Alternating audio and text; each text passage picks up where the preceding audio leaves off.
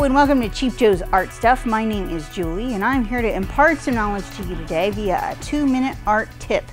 And today I want to talk a little bit about maybe an unusual color that you have maybe missed in our own American Journey watercolor line, and that is blue stone. It's a very unusual color, specific to our line. Of course, it's blue, so it's going to be cool. It has some nice features. It's non-staining, transparent, very good light fastness, but I find it also blends very, very well with other colors. It has just kind of like a unique personality all of its own. It's a little bit of cerulean mixed with some other top secret stuff. I wanted to show it to you just so that you guys could get a feel for it and how it looks on the page. Put a little bit down here.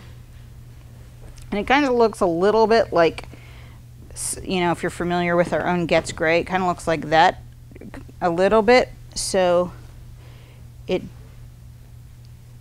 has a really, really nice characteristic. It activates quickly. It's a little bit on the green tone, but it is beautiful. Mixes well with so many other colors, but don't just take my word for it. I wanted to show you in comparison to a couple of other colors so that you can get a better idea. So this is our own American Journey Cobalt, our own Ultramarine,